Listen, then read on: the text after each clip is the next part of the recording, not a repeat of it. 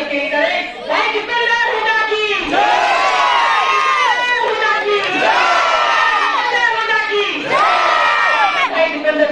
छत्तीस बिरादरी के भाई दीपेंद्र हुड्डा की, बिरादरी के भाई दीपेंद्र हुड्डा की।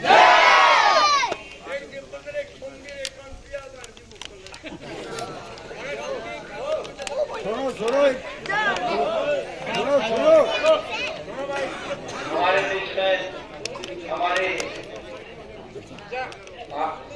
विधायक आपके लोकप्रिय बहन गीता बुक्कल जी, हमारी कई से पहले विधायक रही, उनका बहुत स्वागत करते हैं। बड़ी मेहनत करी इस इलेक्शन को जीतने में। हमारी बहन अनीता यादव जी, उनकी पहले यहाँ की पढ़ाई करी है, आपको याद है। उसके बाद इनकी ड्यूटी जो है, हमने इनकी ड्यूटी अकेली लगा दी थी, लेकिन अकेली के लोगों की बड़ी सेवा करी, बड़ी मेहनत करती है। हमारे इलेक्शन में हम भारत बहन का बहुत स्वागत करते हैं। हमारे बीच में श्री कुणाल जी, हमारे सूर्यमान जाखड़ जी, हमारे अनिल जी, सभी उपस्थित, जैसे कि राजवीर जाखड़ जी,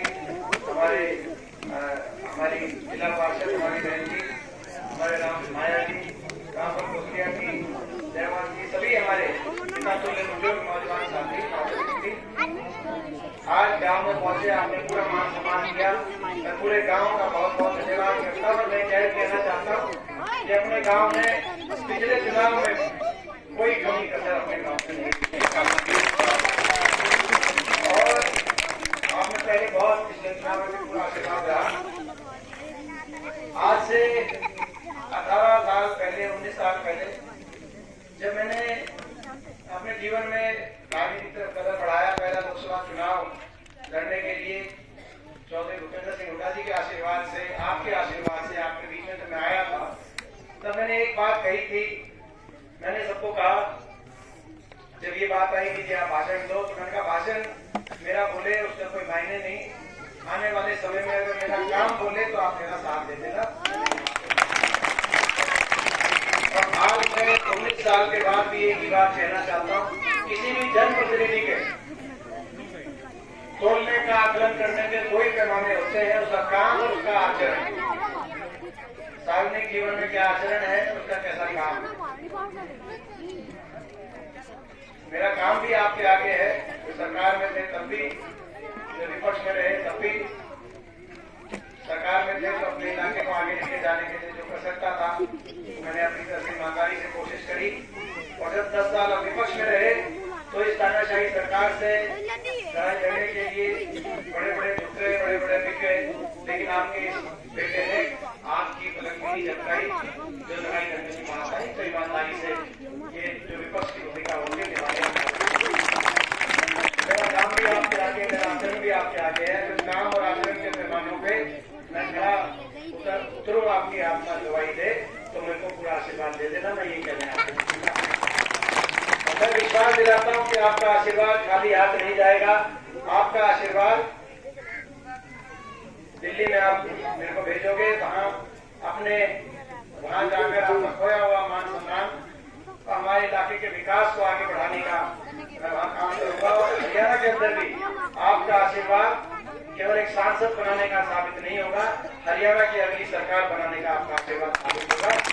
आज देश के कोने कोने लोग बीजेपी की सरकार से दुखी, बीजेपी की खत्म सरकार 10 साल,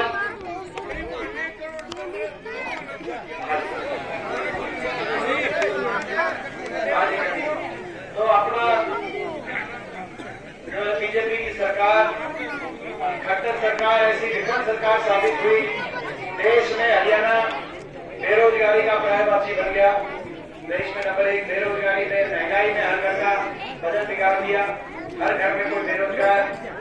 आज नशे में बढ़ोतरी में हरियाणा आगे आ गया, अपराध में बढ़ोतरी में हरियाणा आगे आ गया, भ्रष्टाचार, ऐसा भ्रष्टाचार की 51 की पेंशन का समझौता किया है, 51 की पेंशन को भूल गए और प्रदेश को लूटने में लगे।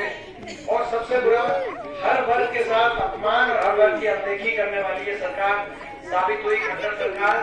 और इनकी नाराजगी इतनी बढ़ गई, लोगों में नाराजगी इतनी बढ़ गई इनके प्रति कि देश के कोने कोने में आप कहीं चले जाओ, पिछले इतने समय से हम लोग संघर्ष कर रहे हैं। अब प्रदेश में एक माहौल बन गया, आप कहीं किसी कोने में चले जाओ, सिरसा धनवानी से लेकर होटल कलोल तक, नांगल चौधरी से लेकर और पंचकुला तक एक ही आवाज आ रही है, बीजेपी की ये सरकार जा रही है, हुड्डा साहब के नेतृत्व में कांग्रेस पार्टी की सरकार आ रही है।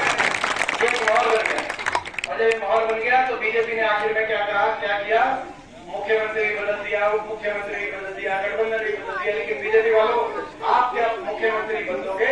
अब तो ये जनता है, जनता सरकार ही बदलेगी, और सरकार बनेगी, हमारा संकल्प है। सरकार बनते ही जो हमारा संकल्प है, आप हरियाणा को दोबारा से खुशहाली में देश में आगे लेके जाने का काम करेंगे। पहली कदम से 6000 बुढ़ापा पेंशन हरियाणा में बढ़ाने का काम करेंगे। महंगाई से राहत दिलाने के लिए अपनी माताओं बहनों को 500 रुपए में गैस का सिलेंडर दिलवाने का और 300 यूनिट बिजली के फ्री करवाने का हम काम करेंगे। महंगाई से राहत, कर्मचारियों को पेंशन स्कीम और किसानों को एमएसपी गारंटी दिलाने का हम काम करेंगे।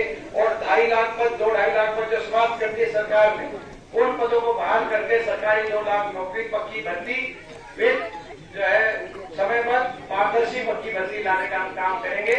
ये हरियाणा के हमारे संकल्प है।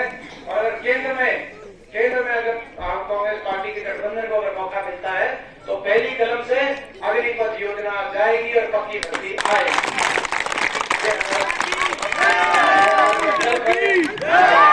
संकल्प है। और हरियाणा के अंदर, हरियाणा देश में विकास में आगे बढ़े और ये रोहतक लोकसभा क्षेत्र, ये भी देश के विकास के मानचित्र पे आए।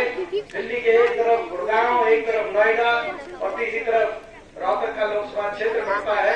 आने वाले समय में रोहतक लोकसभा क्षेत्र भी विकास के मामले में नोएडा और गुड़गांव से पीछे ना हो, ताकि अगली जनरेशन को, अगली पीढ़ी को अच्छा भविष्य लेके जाए। ये हमारा संकल्प है। उस संकल्प में आपसे आशीर्वाद मांगते हुए मैं उम्मीद करता हूँ, आपने पिछली बार कोई कमी कराई नहीं थी गाँव में, लेकिन इस बार मैं यही आपसे आग्रह करने आया हूँ कि इस बार उसमें भी वोट नहीं मगर सपोर्ट भी अपने गांव में भी, गांव की प्रतिशत भी और आसपास भी, भाई उसमें भी कुछ ना कुछ आप बढ़ाओगे तो इस पर हाथ खड़ा करके बताओ। पिछली बार आपको पता है, पिछली बार जो है सारी बात आपको पता है। भाई आपको मैं उम्मीद करता हूँ कि आज इस चुनाव में आपका आशीर्वाद पूरा मिलेगा। और पिछली बार से कुछ ना कुछ कोई सी वोट, पिछली बार कोई सी वोट अगर बाहर भी जारी हो, दिल्ली में हो, कोई कलकत्ता मुंबई में हो, उसको भी बुला देना।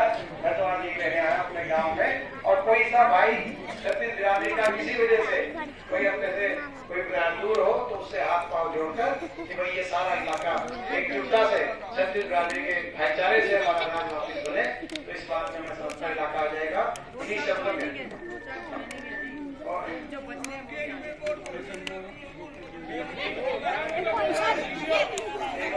भाई इन्हीं शब्दों के साथ आप सबका धन्यवाद। जय हिंद, जय राम।